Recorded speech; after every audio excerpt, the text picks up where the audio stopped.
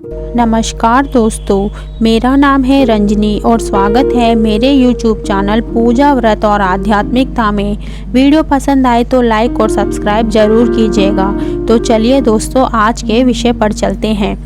दोस्तों, आज हम जानते हैं मृदुल पुराण क्या है और क्या है इसकी विशेषता। श्री गणेश बुद्धि और विद्या के देवता हैं। जीवन को विघ्न और बाधा रहित बनाने के लिए श्री गणेश उपासना बहुत शुभ मानी जाती है। इसलिए हिंदू धर्म के हर मंगल कार्य में सबसे पहले भगवान गणेश की उपासना की परंपरा है। माना जाता है कि श्री गणेश स्मरण से ही मिली बुद्धि और विवेक से ही व्यक्ति अपार सुख, धन और लंबी आयु प्राप्त करता है। धर्म शास्त्रों में भगवान श्री गणेश के मंगलमय चरित्र, गुण, स्वरूपों और अवतारों का वर्णन है।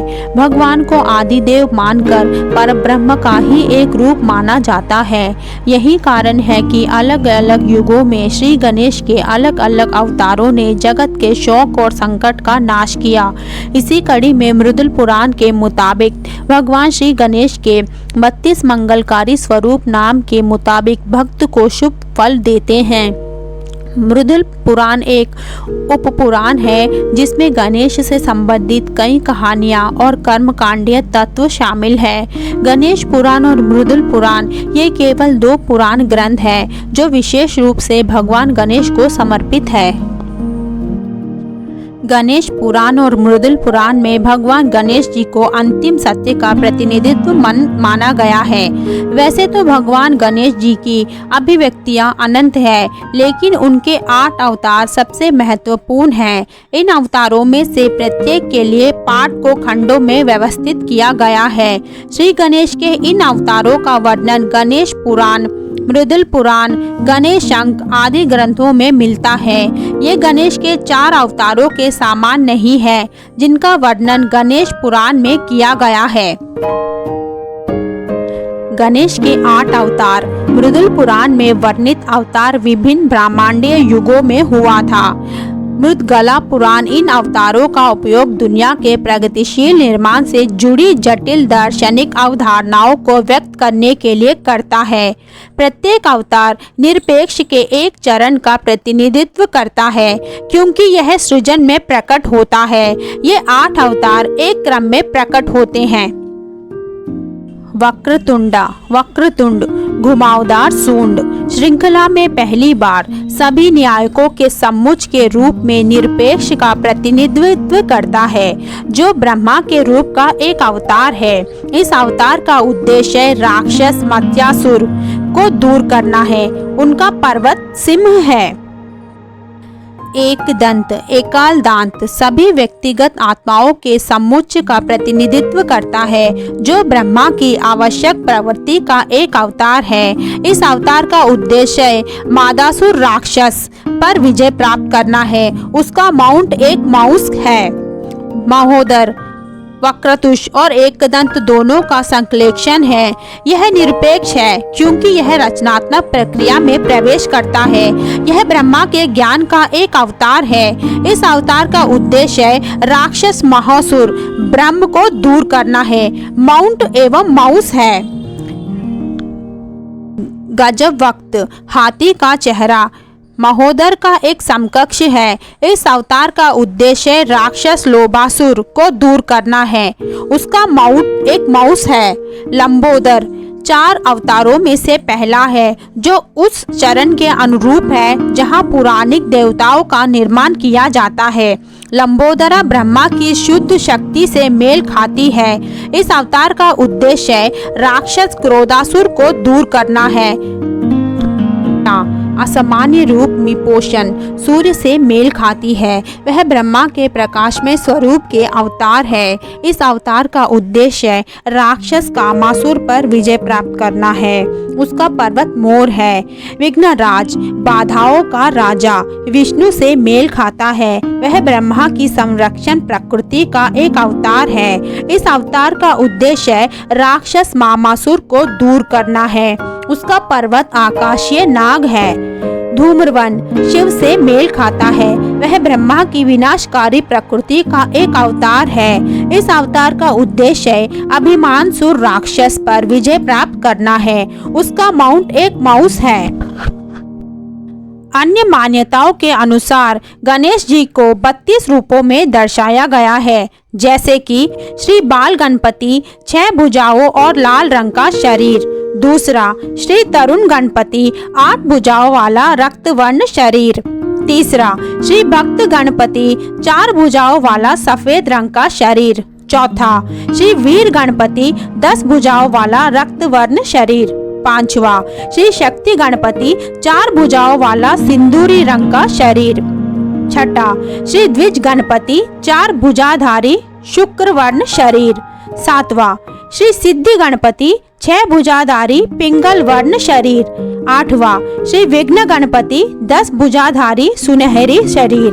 नौवां, श्री उच्चतष्ट गणपति 4 भुजाधारी नीले रंग का शरीर।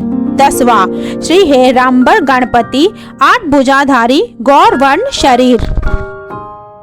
श्री उद्व गणपति 6 भुजाधारी कनक यानी सोने के रंग का शरीर। श्री क्षिप्र गणपति 6 भुजाधारी रक्त वर्ण शरीर। श्री लक्ष्मी गणपति 8 भुजाधारी गौर वर्ण शरीर। श्री विजय गणपति 4 भुजाधारी रक्त वर्ण शरीर। श्री महागणपति 8 भुजाधारी रक्त वर्ण शरीर। श्री नृत्य गणपति 6 भुजाधारी रक्त वर्ण शरीर। श्री एकाक्षर गणपति 4 भुजाधारी रक्त वर्ण शरीर। श्री हरिद्रा गणपति 6 भुजाधारी पीले रंग का शरीर। श्री एकछत्र गणपति सुनहरे शरीर 3 नेत्रों वाले 4 भुजाधारी। श्री वर गणपति 6 भुजाधारी रक्त वर्ण शरीर। श्री डुंडी गणपति 4 भुजाधारी रक्तवर्णी शरीर। श्री क्षीप गणपति 6 भुजाधारी रक्तवर्णी त्रिनेत्रधारी। श्री ऋणमोचन गणपति 4 भुजाधारी लाल वस्त्रधारी। श्री एकांत गणपति 6 भुजाधारी श्याम वर्ण शरीरधारी। श्री सृष्टि गणपति 4 भुजाधारी मूषक वाहन सार रक्तवर्णी शरीरधारी। श्री त्रिमुख गणपति पीले वर्ग के 4 भुजाधारी और 2 मुख वाले। श्री उत्कंठ गणपति 12 भुजाधारी रक्तवर्णी शरीर वाले। हाथ में कुमुंदनी और अमृत का पात होता है। श्री दुर्गा गणपति 8 भुजाधारी रक्तवर्णी और लाल वस्त्र पहने हुए। श्री श्रीमुख गणपति 3 मुख वाले 6 भुजाधारी रक्तवर्णी शरीरधारी। श्री योग गणपति योग मुद्रा में विराजित नीले वस्त्र पहने 4 भुजाधारी। श्री सिंह गणपति श्वेत वर्णी 8 भुजाधारी सिंह के मुख और हाथी की सूंड वाले। श्री संकट हरण गणपति 4 भुजाधारी रक्तवर्णी शरीर हीरा जटित मुकुट पहने हुए।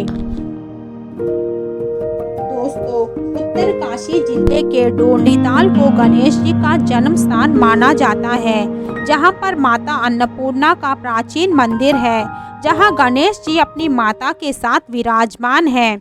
डोंडीताल, जो कि मूल रूप से बुग्याल के बीच में काफी लंबी चौड़ी झील है, वहीं गणेश का जन्म हुआ था। यह भी कहा जाता है कि केलसू, जो मूल रूप से एक पट्टी है, पहाड़ों में गांवों के समूह को पट्टी के रूप में जाना जाता है, जिसका नाम केलसू है। इससे स्थानीय लोग शिव का कैलाश बताते हैं। कैलाश क्षेत्र आसी गंगा नदी घाट के 7 गांवों को मिलाकर बना है। गणेश भगवान को स्थानीय बोली में डोडी राजा कहा जाता है, जो केदार खंड में गणेश के लिए प्रचलित नाम डुंडीसर का अपभ्रंश है। मान्यता है कि डोंडीताल क्षेत्र मध्य कैलाश में आता था और डोंडीताल गणेश की माता और शिव की पत्नी पार्वती का स्थानीय स्थल था। स्वामी चिन्मयानंद के गुरु रहे थे। स्वामी तपोवन ने मृदुल ऋषि की ही लिखी मृदुल पुराण के हवाले ये अपनी किताब हिमगिरी विहार में भी डोंडीताल को गणेश का जन्म स्थल होने की बात लिखी है। वैसे कैलाश पर्वत को यहाँ से सैकड़ों मील दूर है, परंतु स्थानीय लोग मानते हैं कि यह एक समय यहाँ माता पार्वती विहार करती थी, तभी गणेश जी का जन्म हुआ था। दोस्तों, यह थी मेरी छोटी सी प्रयास इस विषय पर। एक नए विषय के साथ फिर आपके सामने हाजिर होंगी जल्द। आशा करती हूँ कि आप लोगों को यह विषय पसंद आया होगा। अच्छा लगे तो लाइक और सब्सक्राइब जरूर कीजिएगा। धन्यवाद और नमस्कार।